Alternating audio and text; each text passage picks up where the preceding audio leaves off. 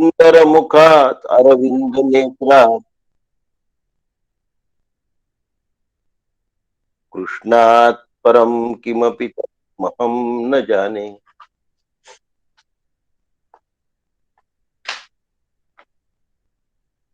वसुदेवसुतं देवं कंसचाणूरमर्दनम् देवकी परमानन्दं कृष्णं वन्दे जगद्गुरुम्. श्रुतिस्मृतिपुराणानाम् आलयं करुणालयं नमामि भगवत्पादं शङ्करं लोकशङ्करः. शङ्करं शङ्कराचार्यं केशवं बादरायणम् सूत्रभाष्य कृतौ वन्दे भगवन्तौ पुनः पुनः. ज्ञानशक्तिं समारूढः तत्त्वमाला विभूषितः मुक्तिमुक्तिं प्रदाता च तस्मै श्री गुरवे नमः. सदाशिवसमारम्भाम् तत् शङ्कराचार्यमध्यमाम् अस्मदाचार्यपर्यन्ताम् वन्दे गुरुपरम्पराम्. वन्दे गुरुपरम्पराम्. वन्दे गुरुपरम्पराम्. सद्गुरुनाथ महाराज की जय.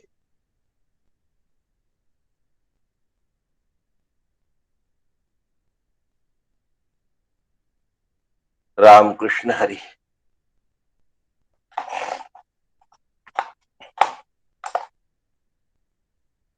प्राप्य पुण्यकृतान् लोकान् उषित्वा शाश्वती समः शुचिनां श्रीमतां गेहे योगभ्रष्टोऽभिजायते.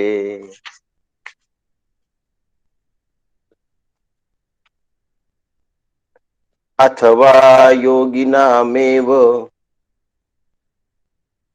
कुले भवति धीमताम् एतद्भि दुर्लभतरम् लोके जन्म यदीदृशम्.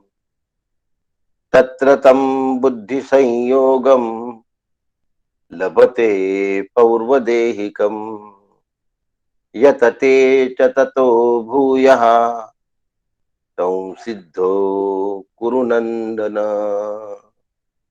सद्गुरुनाथ महाराज की जय. 6व्या अध्यायातला श्लोक क्रमांक 41, 42 आणि 43 हे 3 श्लोक आज आपण बघतो.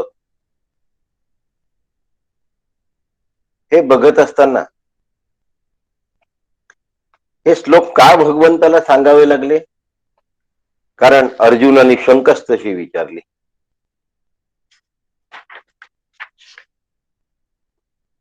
काय प्रश्न विचारला अर्जुनाने? अर्जुनाने बरेच प्रश्न विचारले आहेत. पहिले प्रश्न असा विचारला की हे मन अत्यंत चंचल आहे भगवंता, कसं करू? कसं करणार? या चंचल मनाला स्थिर करण्याचा अभ्यास करणं हे अवघड काम आहे. आणि हे अर्जुन म्हणतोय, महाबाहो म्हणतोय, महापराक्रमी वीर म्हणतोय, ज्याच्या हिमतीला कधी तडा जात नाही, ज्याची हिम्मत कधी तुटत नाही. फार मोठी गोष्ट असते. नेहमी शत्रूला जिंकायचं असलं की असं म्हणतात की त्या शत्रूची हिम्मत तोडली पाहिजे. हिम्मत तुटली की सगळं खचलं.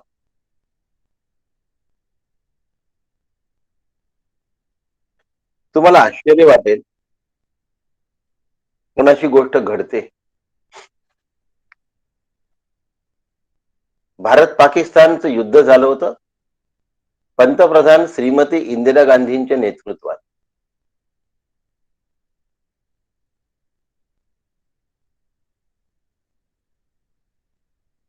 आणि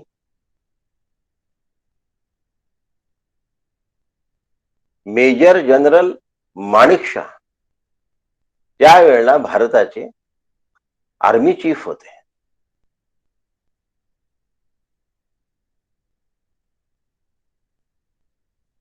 पाकिस्तानचं सैन्य सगळीकडून घेरल्या गेलं असा पाकिस्तानवर काय तयार करण्यात आला, मानसिक दबाव तयार करण्यात आला. रात्रीची वेळ होती, सैन्यांचा अंदाज घेता येणं शक्य नव्हतं.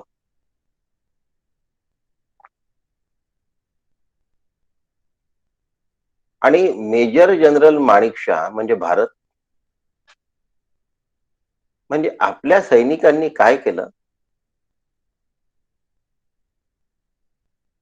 खेड्यातले गाय आणि बैल पकडलेत, म्हणजे मागितले गावकऱ्यांना, आणि त्या गाय आणि बैलांच्या शिंगांना मशाली बांधल्या आणि त्यांना इतस्ततः जंगलामध्ये गुराख्यांना सांगितलं की यांना हाकलत घेऊन जा तुम्ही दूर. आणि सर्व दूर मशालीच्या मशाली दिसायला लागल्या आणि गोळीबारही व्हायला लागले.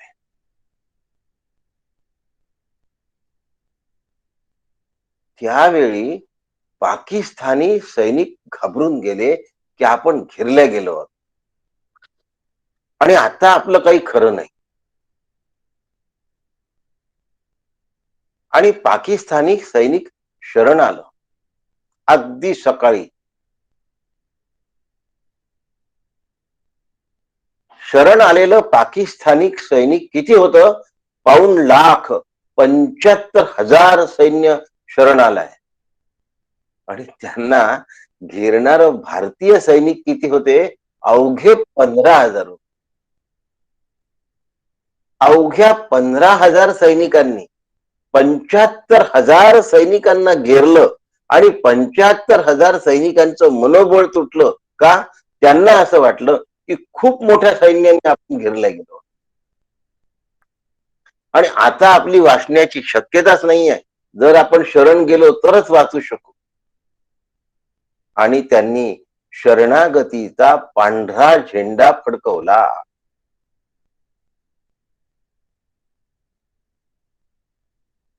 वेळ अशी आली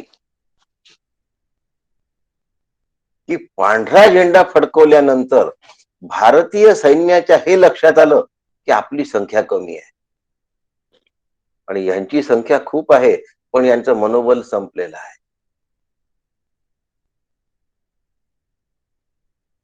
भारतीय सैन्याने त्यांना आदेश दिला की तुम्ही सगळ्या बाजूनी घेरल्या गेलेला आहात. आपल्या जीवाचं संरक्षण हवं असेल, जीवन दान हवं असेल, एकेकाने लाईनीमध्ये या.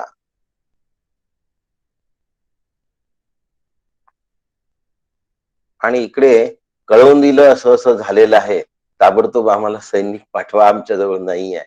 आणि आम्हाला एवढ्या लोकांनी, 2,50,000 लोकांना आम्ही घेरून ठेवलेलं आहे. भारताचं सैनिक लगेच त्या बाजूला पटापट आलं आणि हे एक एक एक एक येईपर्यंत 75,000 होते, काही थोडे नव्हते. तोपर्यंत आपली बाकी सगळ्या बटालियन्स येऊन पोहोचल्या आणि या सैनिकांना ताब्यात घेतलं. कारण आपल्या 15,000 सैनिकांनी जर यांची तपासणी केली असती की शस्त्र आहे का, अस्त्र आहे का, दारुगोळा आहे का, तर या 15,000 मधले तपासणी करण्यासाठी किती लोक लागले असते. आणि असं जर त्यांच्या लक्षात आलं असतं की यांच्याजवळ सैन्य नाही, तर त्यांनी कुरघोडी केली असती. फक्त मनोबल तोडलं. मनोबल तुटल्याबरोबर, धैर्य संपल्याबरोबर पराभव निश्चित आहे.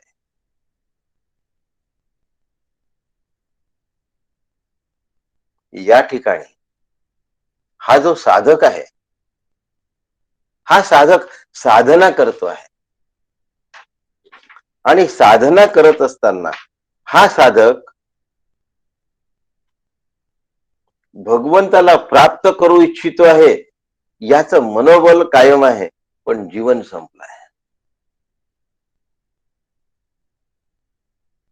मनोबल कायम आहे, पण आयुष्य संपलाय, प्रारब्ध संपला आहे.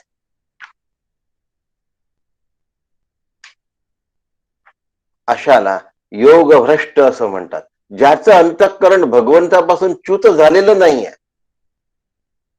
पण भगवंताशी ऐक्य होण्यासाठी जो अवकाश आहे, तेवढा अवकाश प्रारब्धवश त्या देहाला आता प्राप्त नाही. आणि भगवत दर्शनाची आस लागलेली आहे. विषय वृत्तीमध्ये कुठेही अंतःकरण धावलेलं नाही आणि देहांत होण्याचा क्षण आलेला आहे. त्या वेळेला आपलं सगळं बळ एकवटून धैर्याला कमी न पडू देता भगवत चिंतनाला, भगवत स्मरणाला जो धरून असतो, तो धैर्यवान.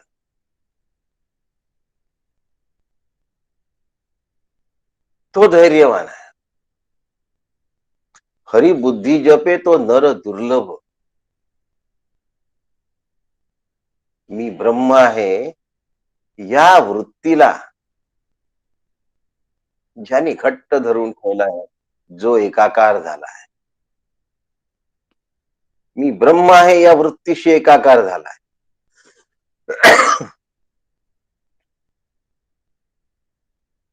आत्मस्थितीशी त्यांनी जुळवून घेतलेला आहे, पण एकरूपता शिल्लक राहील. एकाकार होण्याचा प्रयत्न हा वेगळा भाग आणि एकाकारत्व हा वेगळा भाग. साखर पाण्यामध्ये टाकलेली आहे, पण विरघळायची राहिलेली आहे. विरघळली की साखर साखर उरत नाही, पाणी पाणी उरत नाही, त्याला सरबत म्हणतात.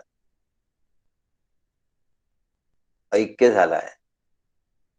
तसं जीव मी ब्रह्म आहे या चिंतनामध्ये दृढ आहे, पण चिंतन सुरू आहे, त्याला सहजता आलेली नाही, म्हणजे ब्रह्माकारता अजून व्हायची आहे. अगदी शेवटचा क्षण उरला आहे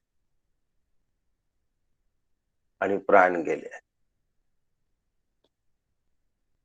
हिंमत गेली नाही, प्रयत्न गेले नाहीत, आस संपलेली नाही, ओढ आटलेली नाही, पण प्रारब्ध संपलाय.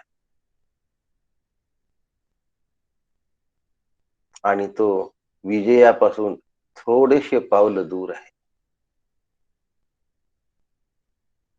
खूपदा धावणारा धावपटू किंवा पोहणारा स्विमर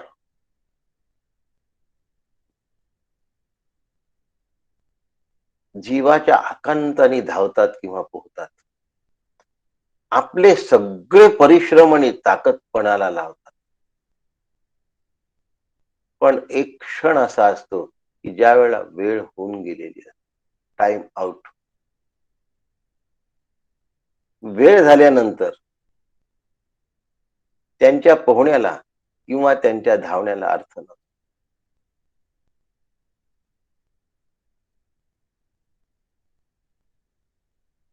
तिकडे वर्ल्ड रेकॉर्ड दाखवला जातो आणि इथे टाइम आउट झालेला असतो, प्रारब्ध संपलेलं असतं, देहातून प्राण पखेर उडून गेलेलं. अशा अपूर्णावस्थेतल्या साधकाचं कसं होईल, असा अर्जुनाचा प्रश्न आहे.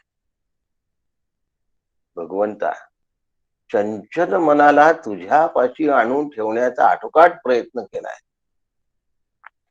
जीवापाड प्रयत्न केलाय.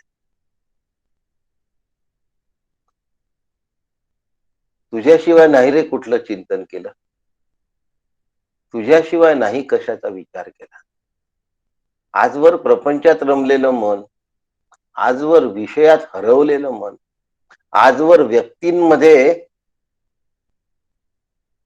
सामावून गेलेलं मन, वस्तूंमध्ये भरकटलेलं मन, प्रसंगामध्ये गुंतलेलं मन, सगळीकडून सावरून आणलं आणि तुझ्या पायाशी लावलंय. पण या क्षणाला आयुष्य संपलंय. मग माझी सगळी मेहनत फुकट जाणार का? अशा भक्ताचा आयुष्याचा केलेला जो प्रयास आहे तो विफल ठरणार का भगवंता? अर्जुनाचा प्रश्न आहे. केवढा मार्मिक प्रश्न आहे आणि हा प्रश्न आपल्याला अत्यंत दिलासा देणार. आणि याचं उत्तर भगवंत देतात आहे, पार्थ नैवेह नाम, नाही पार्था, नाही. त्यांनी केलेल्या परिश्रमांचा नाश होणार नाही. अभिवचन आहे भगवंताच. प्राण गेले आहेत, पुढचा जन्म मिळायचा आहे, त्याचे प्रयत्न नाश पावलेत का? भगवंत नाही म्हणतात. सगळ्यात पहिले तुम्हाला मी दोन गोष्टी सांगतो की हे प्रयत्न कधीही नाश पावत नाहीत. केले आहेत तो टप्प्यावरून मागे जावं लागत नाही, हे पहिलं आश्वासन. आणि दुसरं महत्वाचं आश्वासन ते म्हणजे पुनर्जन्म निश्चित आहे. फक्त वैदिक हिंदू धर्मामध्येच पुनर्जन्म सांगितला आहे. ज्या अर्थी पुढचा जन्म सांगितला आहे त्या अर्थी मागचा जन्म आहे.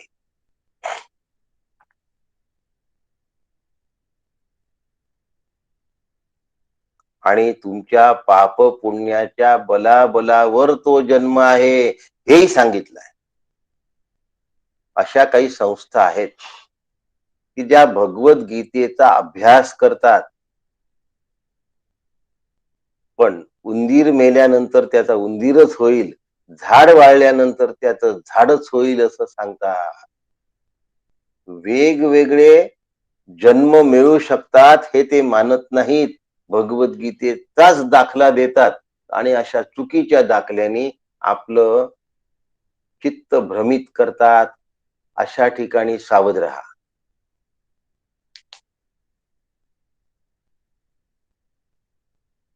पाप पुण्यानुसार त्याला योनी मिळते, ह्यात शंका घेण्याचं काही कारण नाही.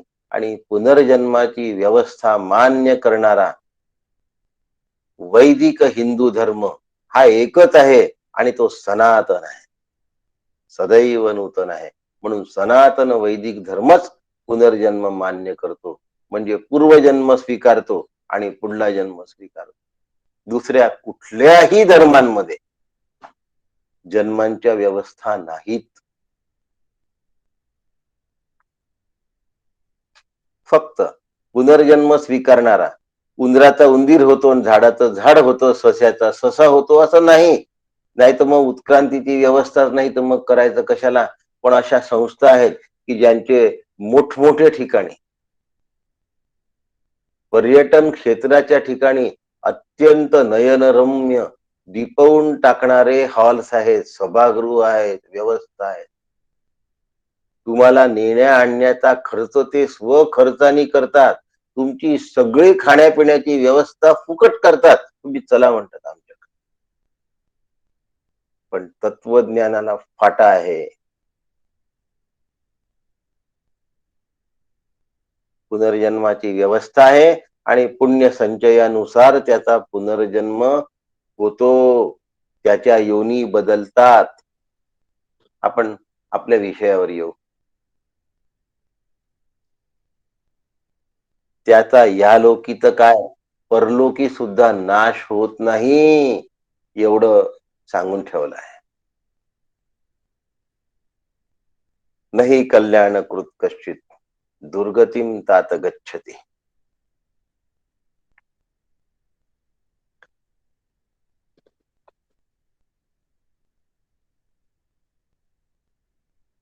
त्याचा शरीराचा विनाश होईल, पण शरीराचा वर केलेल्या संस्काराचा विनाश होणार नाही. लक्षात ठेवा. काय म्हणतोय मी? शम, दम, उपरम, तप, अनुष्ठान, व्रत, वैकल्य, साधना, विचार या गोष्टींनी त्यांनी त्याच्या अंतःकरणावर करवून घेतलेले जे संस्कार आहेत ते संस्कार नाश पावणार नाही. सूक्ष्म शरीर नाश पावत नाही, स्थूल शरीर नाश पावत. पण सूक्ष्म शरीरामध्ये म्हणजे अंतःकरणामध्ये त्या भोग वासना सामावलेल्या असतात.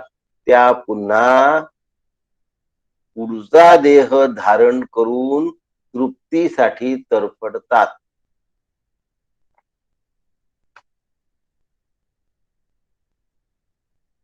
लॅपटॉप मध्ये ज्या वेळेला आपण एखादी गोष्ट डिलीट करतो, लॅपटॉप मध्ये ज्या वेळेला आपण एखादी गोष्ट डिलीट करतो त्यावेळेला ती गोष्ट रिसायकल बिनला जाऊन जमा होते. नाश नाही पावत, रिसायकल बिनला जाऊन जमा होते. म्हणजे सुप्तावस्थेत ती असतेच.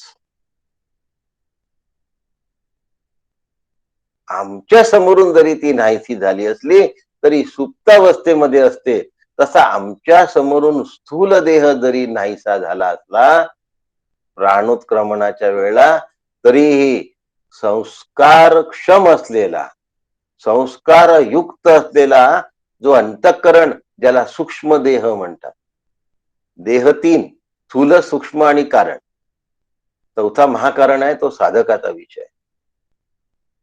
हा जो सूक्ष्म देह आहे, ह्यामध्ये असलेले जे संस्कार आहेत ते वासना रूपाने पुन्हा दुसरा स्थूल देह घेतात. जशा वासना असल्या तदनुषंगिक, परंतु सुप्त वासनांमुळे त्याला पुनर्जन्म घ्यावा लागतो. आता अशा वेळी जर विषयासक्तीमुळे तो योगाभ्यासातून विचलित झाला असेल, योगाभ्यासातून जर तो विचलित झाला असेल, विषय भोगामध्ये जर तो रमला असेल, तरीही सुद्धा त्याचं पतन होत नाही. मग काय होतं? त्याला तदनुषंगिक देह मिळतो. त्या विषय वासना भोगण्याची त्याची व्यवस्था त्या देहात होते आणि त्यानंतर तो पुन्हा त्याच्या योग साधनेला लागतो. परिणाम पहिल्यांदा बहिर्मुखता आणि नंतर अंतर्मुखता. म्हणून ज्या लोकांचं मन मनुष्य देहामध्ये येऊन सुद्धा बाहेर भरकटत, त्यांची सुद्धा साधू संत निंदा करत नाहीत. त्यांना हे माहिती आहे की हे पूर्वजन्माचं आहे. खूप छान असतं, अतिशय चांगलं असतं. पण त्यांना विषयामध्ये एवढा इंटरेस्ट असतो की त्या विषयाशिवाय त्यांना काही सुचतच नाही. पण त्या विषयामध्ये एकदा उपभोग घेतला की त्यांचं मन तृप्त होतं आणि तृप्त झालेल्या अंतःकरणानंतर पुन्हा विषयामध्ये जाण्याची त्याची इच्छा होत नाही. याच्यासाठी 2 उदाहरणं तुम्हाला देऊन देतो. वेळेअभावी एकच देतो.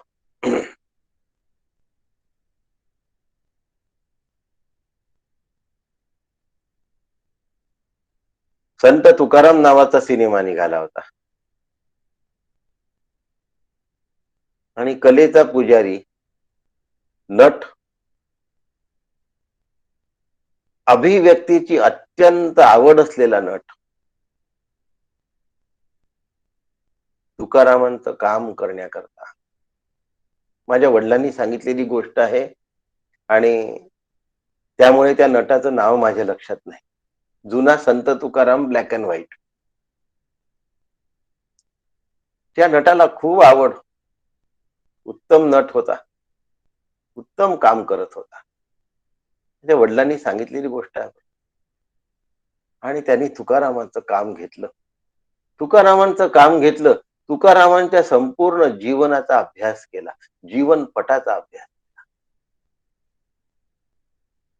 कसे असतील तुकाराम? काय असतील तुकाराम? उत्तम नट असल्यामुळे ऍक्टिंग मध्ये बारकावे आले पाहिजे. नेमका तुकाराम मला मांडता आला पाहिजे. लोकांना वाटलं पाहिजे की तुकाराम महाराज पडद्यावर आहेत.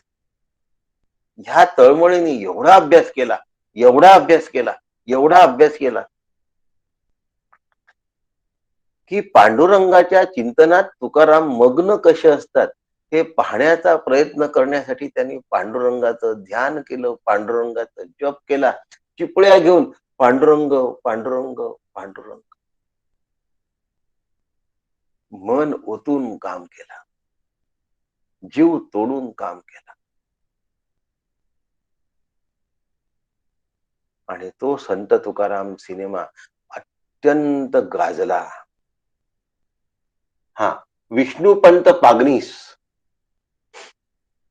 त्यांचं नाव विष्णुपंत पागनीस. छान एक SMS केला आहे, त्याच्यावर मला वाचायला मिळालं. फार चांगलं झालं सांगितले ते. आणि तुकाराम सिनेमा झाल्यानंतर त्यांचं काम गाजलं, त्यांचं नाव नावाजलं. आणि त्यांना इतर डायरेक्टरांनी सिनेमांमध्ये काम करण्याकरता ऑफर दिल्या. आणि विष्णुपंत पागनीसांनी सांगितलं की आता मला काम करण्याची गरज राहिली नाही. आता मी दुसरा रोल करूच शकत नाही माझ्या आयुष्यात. पूर्ण आयुष्य पांडुरंगाच्या चिंतनात घालवून दिलं. पूर्ण आयुष्य विठ्ठल स्मरणात झोकून दिलं.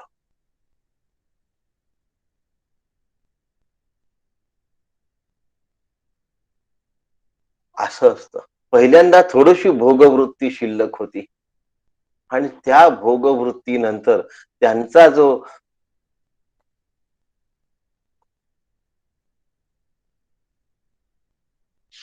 खैर त्यांची जी योगभ्रष्टता होती, तेवढ्या भोगवृत्तीमुळे आलेली ती भ्रष्टता निघून गेली आणि पुन्हा ते योगारूढ झाले. त्यानंतर कुठल्याही सिनेमात काम करणे, प्रसिद्धी मिळवणे, नावलौकिक मिळवणे, पैसा कमावणे, घरदाराचं कसं होईल, कुठल्याच चिंता त्यांच्या अंतःकरणाला स्पर्शून सुद्धा गेल्या नाही.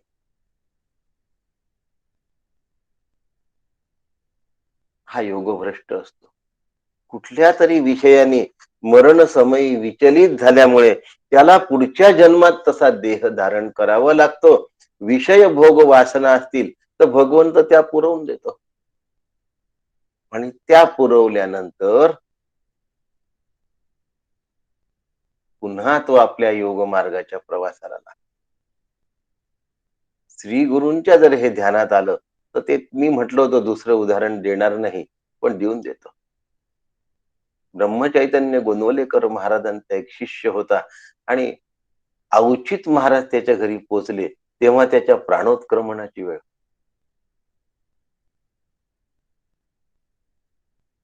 महाराजांनी त्याचं डोकं, ब्रह्मचैतन्यांनी त्याचं डोकं आपल्या मांडीवर घेतलं. डोक्यावरून प्रेमाने हात फिरवला. म्हणले, बाळा,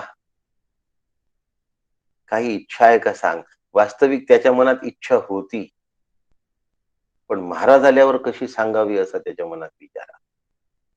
त्याला लाज वाटली की आपल्या मनात याही क्षणाला विषयाची इच्छा आहे. महाराजांनी ताडलं. वेळ घालवायचा, दौडायला वेळ नव्हता. म्हणले, बाळा, काय इच्छा आहे सांग. तो म्हणला, दही खायची. महाराजांनी खूण केली. घरच्या मंडळींनी वाटी दही आणला. मुश्किलीने 2 चमचे दही त्यांनी प्राशन केलं महाराजांच्या हाताने आणि त्याचा प्राण गेला. मग भगवत चिंतन महाराजांच्याच मांडीवर होता. ब्रह्मचैतन्यांच्या मांडीवर राहिल्यानंतर वेगळं नामचिंतन करावं लागत नाही. प्रल्हाद महाराजांच्या स्मरणात राहिल्यानंतर वेगळं नामचिंतन करावं लागत. डॉक्टर काकांच्या पायाला स्पर्श केल्यानंतर पुन्हा आत्मचिंतन करावं लागत नाही. तो चिंतन रूप झाला असतो, तो आत्मरूप झाला. शांतपणे बघा, निवांतपणे बघा. काकांच्या चरणाला जेव्हा आपलं मस्तक लागतं, ते स्पर्श झाल्यानंतर आजवर कुठलीही साधना न केलेल्या माणसाला सुद्धा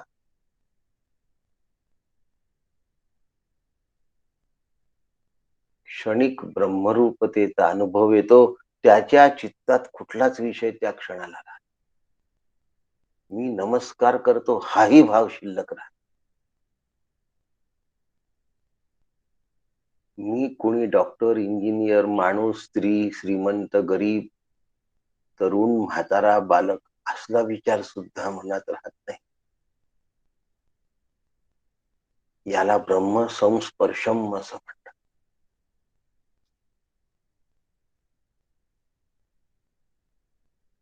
फार दुर्मिळ गोष्ट असते ही.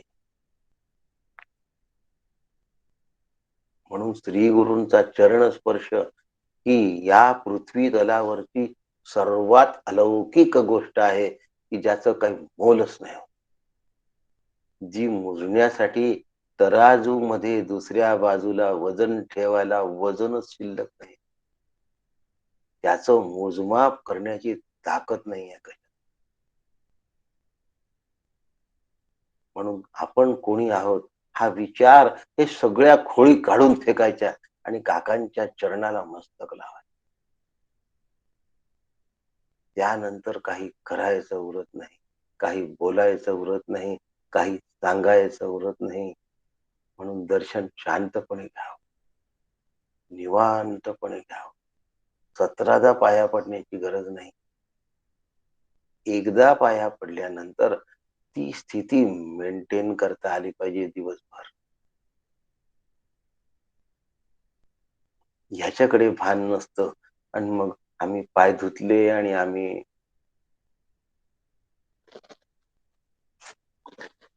कुठे आलो होतो आपण. मी थोडं विसरून जातो. काकांचं नाव घेतलं की आठवण नाही राहत. असो.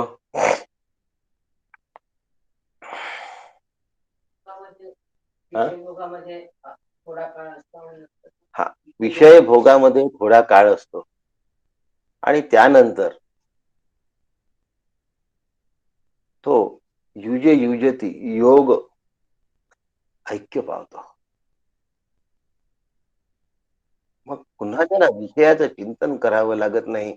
पुन्हा त्याला विषय प्राप्तीसाठी प्रयत्न पण करावे लागत नाही. काय गोष्ट कर, विषय प्राप्तीसारखी अत्यंत क्षुल्लक गोष्ट कोणताही विषय असो, अतिशय क्षुल्लक गोष्ट असते. ही क्षुल्लक गोष्ट त्याला मिळणं काय कठीण. राजाच्या मुलाला रस्त्यावर जाणाऱ्या हरेक मालच्या गाडीमधली कुठलीही वस्तू आवडू द्या, अख्ख्या गाडीतल्या सगळ्या वस्तू आवडू द्या, त्याला क्षणभरात मिळतात. तशा त्याच्या पुढल्या देहामध्ये त्याला सगळं प्राप्त होतं. शुचिनाम श्रीमताम गेहे योग भ्रष्टो विजाय. हा जो योग भ्रष्ट असतो त्याचं अंतःकरण विषयामध्ये विचलित झाल्यामुळे त्याचा योग पूर्णत्वाला गेलेला नसतो. त्याच ज्या ज्या विषयामध्ये अंतःकरण गेलं असेल ते सगळे विषय त्याच्या समोर नतमस्तक होऊन उपलब्ध असतील असा देह त्याला मिळतो. श्रीमंत घराण्यात जन्मतो, रूपवान असतो, बलवान असतो, आरोग्य संपन्न असतो, त्याला काही मिळवावं नाही लागत. मी मंदाताईंची भगवद्गीता प्रत्यक्ष ऐकली, प्रत्यक्ष यवतमाळला झाली होती. त्यावेळेला त्यांनी दिलेलं उदाहरण या गोष्टीला 25 वर्षापेक्षा जास्त काळ होऊन गेला किंवा 30 वर्षापेक्षा जास्त काळ होऊन गेला, पण उदाहरण माझ्या लक्षात आहे. मंदाताईंचं उदाहरण देतो, माझ्या मनाचं काही नाही बरं. पुढचा जन्म मिळाल्यानंतर त्याला या विषय प्राप्तीसाठी जरा सुद्धा प्रयत्न करावे लागत नाही. विषय पूर्णिसात करून त्याच्या समोर उभे असतात, मुजरा करून त्याच्या समोर उभे असतात. ज्याप्रमाणे मंदाताई म्हणतात की आपल्या गावचा कलेक्टर बदलून ज्या वेळेला दुसऱ्या गावाला जातो, तेव्हा आता मी तुमच्या गावात येतो आहे, तर माझ्यासाठी घर पहा असं त्या कलेक्टरला कळवावं लागत नाही. घरात काम करणारी माणसं पहा असं पण त्याला कळवावं लागत नाही. आता मोलकरीण मिळेल का, कपडे धुवायला कोणी बाई राहील का, अशा कुठल्याही प्रश्न त्याच्या समोर राहत नाही. इतकंच नव्हे तर आपल्या घरातून बाहेर जाण्यासाठी आता मला वाहन भाड्याने घ्यावं लागेल की पायी जावं लागेल की ऑटो रिक्षा कुठे मिळतो, असेही प्रश्न त्याच्या समोर राहत नाही. या सगळ्या गोष्टी त्याच्या समोर हजर असतात, मुजरा करत हजर असतात. कलेक्टर नुसता जातो, रिकाम्या हाताने जातो कलेक्टर.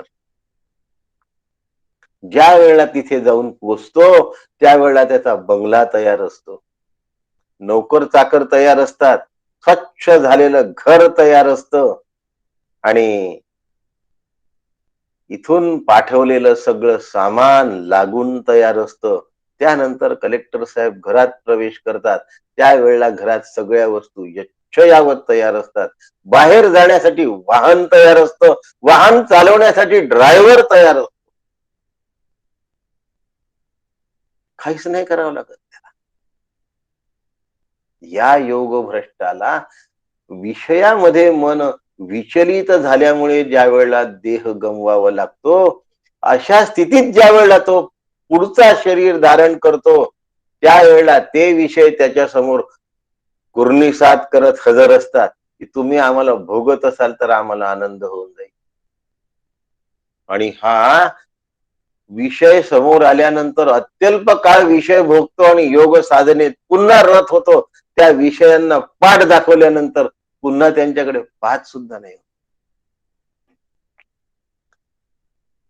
ज्याप्रमाणे कलेक्टर बंगल्या करता, गाडी करता, ड्रायव्हर करता, नोकरा करता, कुणावर अवलंबून नसतो. या सर्व गोष्टी त्याच्या समोर हात जोडून उभ्या असतात. त्याप्रमाणे योग भ्रष्ट साधना करत असताना विचलित झाला आणि त्याचा देह प्राण गेला, तर पुढच्या जन्मामध्ये तशा प्रकारचा त्याला देह मिळतो. पण दोन प्रकारचे लोक असतात, एक योग भ्रष्ट असतो आणि एक कर्म भ्रष्ट. न्याय, नीती, धर्म याला सुसंगत ज्यांनी आपलं जीवन घालवलं आणि परमेश्वराशी तादात्म्य पाहून आपलं शरीर भगवंताला अर्पण करत असताना थोड्याशा विचलिततेमुळे ज्याचा जीव ब्रह्मैक्याचा चान्स हुकतो, तो ज्या कारणाने विचलित झाला तेवढेच गोष्टी त्याला उपलब्ध होऊन जातात, बाकी नाही. त्याच्याजवळ वानवा कशाची राहत नाही.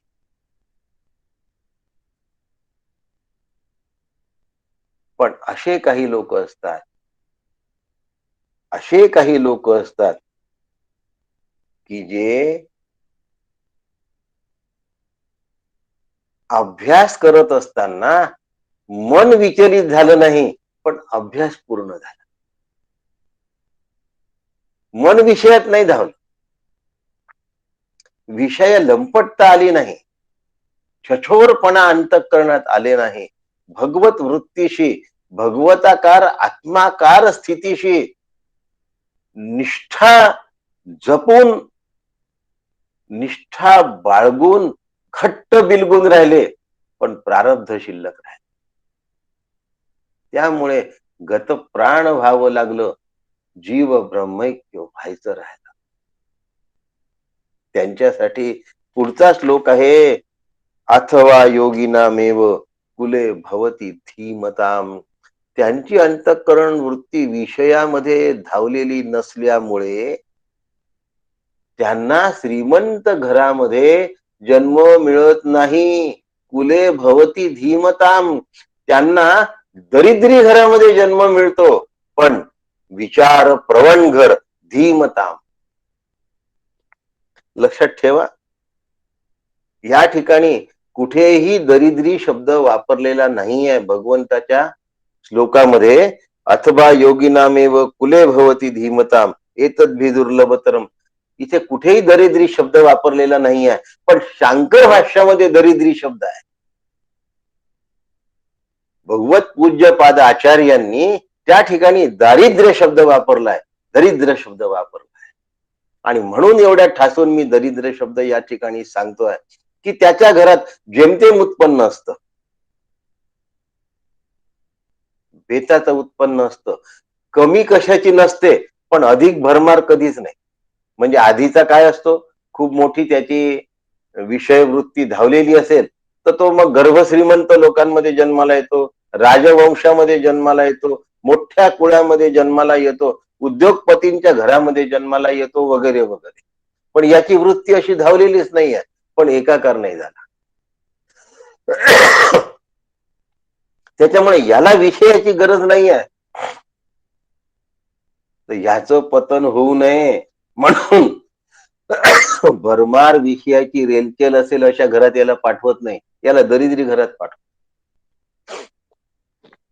दरिद्री शब्दाचा पुन्हा एक अर्थ सांगतो, तुमच्या आमच्यासारखं घर ज्या घरामध्ये कमी नाही पण अधिक काहीच नाही. तुम्हाला प्रवास करायचा आहे ना, प्रवासाकरता तुमच्याकडे कार आहे, पण 10 कार नाही आहेत. तातडीने जायचं आहे ना, विमानाचं तिकीट काढू शकता, पण एरवी 4 महिने आधी प्लॅनिंग करून तिकीट काढलं म्हणजे कमी पैशात जाणं होतं, असं परवडणारं घर. जेमतेम जेमतेम बेताचं उत्पन्न असणार, बेताची स्थिती, भीक मागायचं काम नाही, पण खिशामध्ये गड्ड्या पडलेल्या आहेत अशी स्थिती नाही, असं जे घर आहे, हा अर्थ दिला आहे. आणि या अर्थामध्ये आचार्य सांगतात, कुले भवती धीमताम. त्या घरामधलं वैशिष्ट्य काय आहे, बुद्धी प्राधान्य, विचाराचं प्राधान्य, आचाराचं प्राधान्य, विचारानुकूल आचार. आणि असा ज्या वेळेला आम्ही विचार केला, ते प्रवचन संपलं, त्यानंतर आमच्या डोळ्यासमोर एकच घर होतं आणि त्या घराचं नाव होतं मंदाताईंचं घर. अत्यंत सामान्य,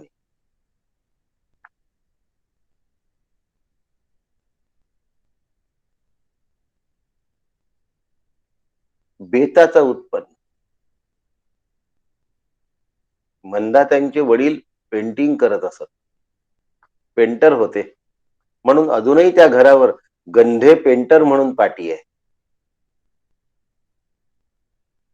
आणि आश्चर्य सांगतो, सिनेमाचे जे पोस्टर्स असतात, पूर्वीच्या गावामध्ये तेव्हा फ्लेक्स मिळत नव्हते, मोठे पोस्टर्स आणि सिने नटांचे चित्र पेंट करावे लागत असत, मोठे मोठे, ते त्यांचे वडील करत असत, मंदाताई.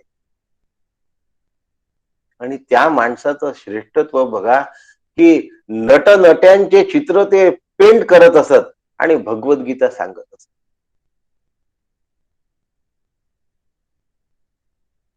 म्हणजे चित्र कोणाचं उभं करायचं आहे, नटनट्यांचं, आणि अंतःकरणामध्ये काय ठसवलंय, भगवान श्रीकृष्ण. अनेक वर्ष त्यांनी भगवद्गीता सांगितली. त्यांच्या शरीराला ज्या वेळेला पॅरालासिस झाला, त्यानंतर अंथरुणावर पडून लहान लहान मुलांना सुद्धा ते भगवद्गीता सांगतात. पण चित्रपटात आणि नटनट्यांची चित्र पेंट करत असलेल्या माणसाचं अंतःकरण भगवद्गीतेला वाहिलेलं. अथवा योगिनामेव कुले भवती धीमता. कमी कशाची नाही, अधिक काहीही नाही. अंगावर नेसण्यासाठी नेसण्यापुरत्या साड्या नक्की उपलब्ध आहेत, त्याला थिगळं नाही. पण त्यापेक्षा अधिक भरमार पेटीमध्ये साड्यांची रेलचेल नाही. आणि काय कुळ आहे, ज्या कुळातल्या भगिनींना विवाह करावासाच वाटला नाही. प्रपंचामध्ये असं पाऊल गृहस्थाश्रमात शिरून पाऊल टाकण्याची इच्छाच निर्माण झाली नाही. ताईंच्या 3 बहिणी अविवाहित राहिल्या, त्यांनी केलाच नाही विवाह. एका साक्षगंधाला मी गेलो होतो आणि त्या साक्षगंधाला ताईंच्या एका बहिणीची भेट झाली होती. त्यांचं नाव अंबुताई. तिथे उपनिषदांचा अभ्यास कसा करावा हे त्यांनी मला 1.5 तास सांगितलं. साक्षगंधामध्ये 1.5 तास तिथून उपनिषद कसा अभ्यास केला पाहिजे हे शिकायला मिळालं. कोणत्या प्रसंगात काय सांगतात आहे, अंबुताई सांगतात. मंदाताईंची मोठी बहीण. अथवा योगिनामेव कुले भवती धीमताम एतद्भी दुर्लभतरम. हे अत्यंत दुर्लभ आहे, लक्षात ठेवा. लोके जन्म यदि दृश्य, ही अत्यंत दुर्मिळ गोष्ट आहे. माफक उत्पन्न, ज्याला दारिद्र्य शब्द वापरलाय आचार्य. आणि अन्नामध्येही जराशी वासना नसेल तर तेही बेतातच मिळतं. अहो, खरडा आणि भाकर खाऊन तुकोबांनी जीवन घालवलं. खरडा आणि भाकर. खरडा म्हणजे मिरच्याचा ठेचा आणि भाकर. मिळालं तर त्याच्यावर कधी तेल, नाही तर पाणी टाकायचं आणि तो वाळलेला खरडा भाकरीला लावून खायचा. मिटक्या मारत खायचा. पाण्यातली जरा सुद्धा वासना ज्यांची शिल्लक नाही, त्यांना ते सुद्धा परमेश्वरांनी दिलं नाही की चल पंचपक्वान्य राहतील. हा, नाही आहे ना तुझी वासना, पोट भरेल इतपत अन्न तुला मी देईन, अधिक नाही देणार. पुन्हा तुझी तिकडे विषयामध्ये धावण्याची वृत्तीच निर्माण करत नाही, इतके विषय तुझ्या समोर अल्प प्रमाणात ठेवतो. कुले भवती धीमता. पण विचार प्रवणता, म्हणून श्रीमंतापेक्षा दारिद्र्य कुलात पण विचार प्रवण जे घर आहे ते घर अधिक भाग्यवान आहे.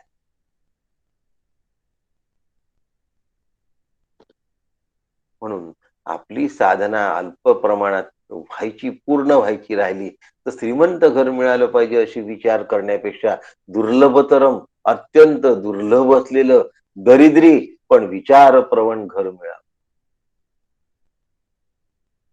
काय सुंदर आहे. अशा घरात रूप नसतो, रंग नसतो, आरोग्य असेल असं सांगता येत नाही, खायला पोट भरेल एवढंच असतं, पण विचाराची रेलचेल, आत्मचर्चा भरपूर असते. आत्मचर्चा उदंड आणि विशद गावी. कृष्ण विष्णू हरी गोविंद या नामाचे निखळ प्रपंच. येथे आत्मचर्चा विशद उदंड गावी असं घर असत. तत्रतम बुद्धी संयोगम लभते पौर्वदेहिकम. त्या ठिकाणी मग तो पूर्वजन्माच्या प्रभावामुळे पुन्हा प्रयत्नाला लागतो. हा श्लोक आपण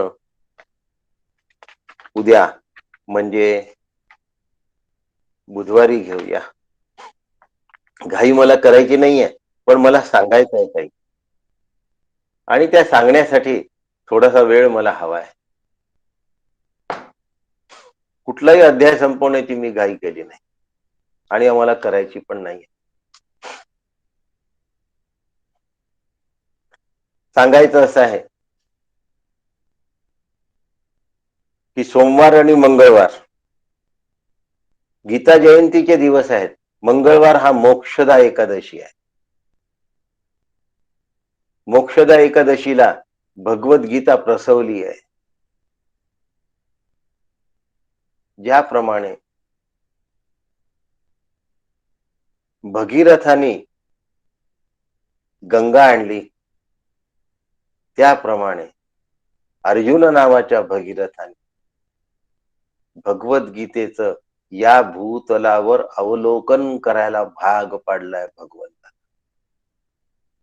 तो दिवस आहे मोक्षदा एकादशी. म्हणून भगवद्गीता त्या दिवशी अवतीर्ण झाली, त्या दिवसाला मोक्षदा म्हणतात. दा म्हणजे देणारा, मोक्ष देणारी एकादशी. आणि ही मोक्षदा एकादशी, त्या दिवशी भगवद्गीता प्रसवली आहे. भगवद्गीता भगवंताच्या श्रीमुखातून स्त्रवली आहे. भगवंतानी भगवद्गीता सांगितली, श्रीकृष्णांनी नाही सांगितली. वेद व्यासांनी ती गणेशाच्या माध्यमातून, भगवान गणेशाच्या माध्यमातून लिहून घेतली, पण सांगितली श्रीकृष्णांनी नव्हे, श्री भगवानुवाच. श्री सुद्धा भगवानाला संयुक्त आहे. आपला श्री वेगळा असतो, त्यांचा श्री युक्त आहे. श्रीराम, श्रीकृष्ण, तसं श्री भगवानुवाच म्हणून भगवंतानी सांगितलं. तो मोक्षदा एकादशी म्हणजे गीता जयंतीचा दिवस. आणि त्याचा आधीचा दिवस म्हणजे सोमवार दिनांक 13. या 2 दिवसामध्ये भगवद्गीतेच्या 18ही अध्यायाचं पठण करणारी, शास्त्रशुद्ध पद्धतीने संथा घेऊन भगवद्गीतेचं पठण करणारी मंडळी आपल्याच भजगोविंदम ग्रुपवर आहेत. त्या मंडळींकडून आपण भगवद्गीता ऐकणार आहोत. कल्पनाताई इनामदार, अश्विनीताई गद्रे, अनुराधाताई अंकलीकर, नीलाताई दातार, प्रतिभाताई खळदेकर, मंगलाताई दीक्षित, प्रतिभाताई पटवर्धन, मधुस्मिताताई गोखले, निलिमाताई गद्रे, वासंतीताई भोपटकर, अश्विनीताई गद्रे, सुनीताताई पानट, वीणाताई गोरे, मायाताई लेले, आशाताई दातार, एवढ्या सगळ्या जणी 2 दिवसामध्ये 18 अध्याय म्हणणार आहे. वेळ आहे सकाळी 6:30 ते 8. ऑनलाईन वर लिंक 6:15 वाजता जाईल. 6:30 पासून भगवद्गीता सुरू होईल 8 वाजेपर्यंत. पहिल्या दिवशी अर्धी भगवद्गीता म्हटल्या जाईल आणि राहिलेली दुसऱ्या दिवशी पूर्ण केल्या जाईल. यातले बहुतांश मंडळी पुण्याच्या आहेत. आणि यांचा परिचय करणारा, यांचं प्रास्ताविक अगदी थोडक्यात ऍडव्होकेट अनघताई कुलकर्णी मिरज ह्या करतील. आपण सगळ्यांनी शास्त्रशुद्ध आणि संथा घेऊन केलेलं जे पठण आहे ते आपल्याला ऐकायचं आहे. फक्त वेळ 6:30 ते 8 अशी आहे. सोमवार दिनांक 13 आणि मंगळवार दिनांक 14 असे 2 दिवसात 18 अध्याय आपल्या सगळ्यांना ऐकायचे आहेत. या मंडळींनी खूप मेहनत घेतली आहे, भरपूर अभ्यास केला आहे. पठणासाठी काय मेहनत घ्यावी लागते, संथा घेण्यासाठी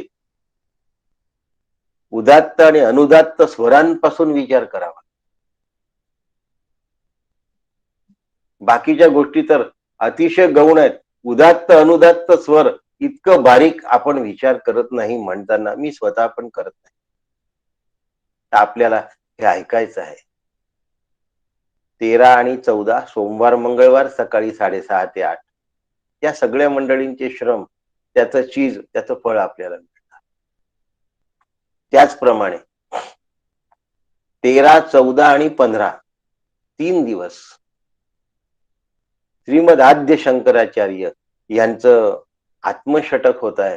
दुपारी 5 ते 6 या वेळात दिलाय वेळ, पाहून घ्या.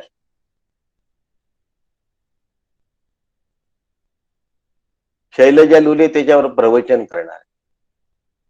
आत्मषटकम, निर्वाण षटकम. सोमवार, मंगळवार आणि बुधवार संध्याकाळला 5 ते 6 या वेळा असे 2 उपक्रम आपले सुरू होतात आहे. त्यामुळे आता आपली सकाळची भगवद्गीता बुधवारी सुरू होईल. सोमवार मंगळवार पठण आहे 13 आणि 14. 15 तारखेला सकाळी आपला भगवद्गीतेचा पुढचा आपण श्लोक प्रारंभ करूया. आणि सकाळ आणि संध्याकाळच्या दोनही कार्यक्रमाला तुम्हाला जशी सवड आहे त्यानुसार वेळ काढून उपस्थित राहा आणि याचा फायदा घ्या, एवढंच मी सुचवू शकतो. बाकी तुमची इच्छा. आज आपण थांबू. योग्य वेळी सगळ्यांना लिंक मिळालेली असेल. दोन्ही कार्यक्रम आहेत. वेळेच्या 15 मिनिटं आधी लिंक बरोबर मिळालेली असेल आणि ती सगळ्या ग्रुपवर गेलेली असेल. आपल्या सगळ्यांना नमस्कार करतो आणि थांबतो. राम कृष्ण हरी. काका रामकृष्ण हरी. रामकृष्ण हरी. रामकृष्ण हरी डॉक्टर साहेब. रामकृष्ण हरी. रामकृष्ण. रामकृष्ण हरी अश्विनी. रामकृष्ण हरी. रामकृष्ण हरी मंगलताई. रामकृष्ण हरी. रामकृष्ण हरी. रामकृष्ण हरी डॉक्टर. रामकृष्ण हरी.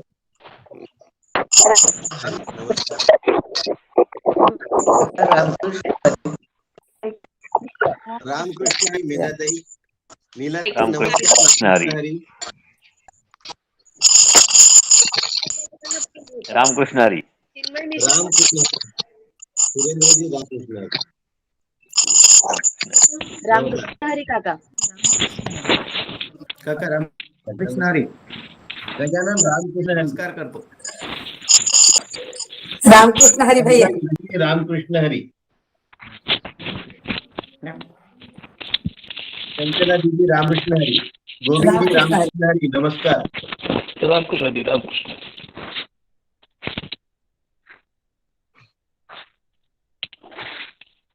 सुनीलजी रामकृष्ण हरी. हा रामकृष्ण हरी. नमस्कार करतो. सुनीताताई. हो ना. सांगण्यात व्यवस्थित आलं ना? काही राहिलं? हो नाही काही छान सांगितलं. हा.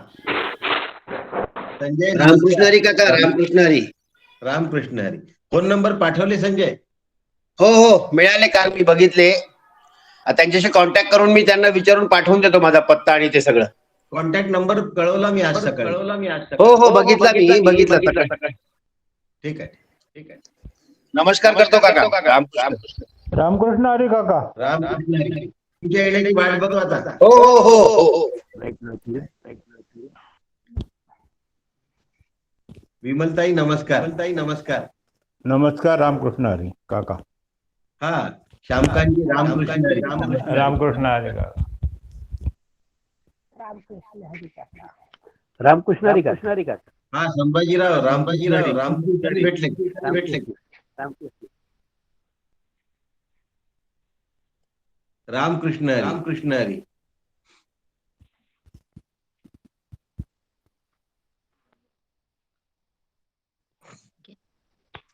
अरविंद नमस्कार. रामकृष्ण हरी. साष्टांग नमस्कार. रामकृष्ण हरी. रामकृष्ण हरी. ललिता नमस्कार. रामकृष्ण हरी. रामकृष्ण हरी. सुनवाजी. हा सुचिता वहिनी नमस्कार. रामकृष्ण हरी. रामकृष्ण हरी.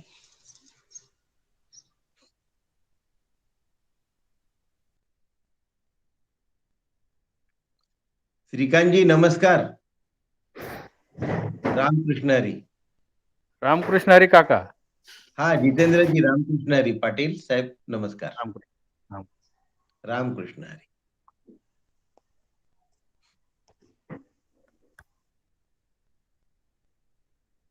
राजेश रामकृष्ण हरी. नमस्कार. शिल्पावरी नमस्कार. रामकृष्ण हरी काका. नमस्कार. हो. आज रडवलं खूप. हा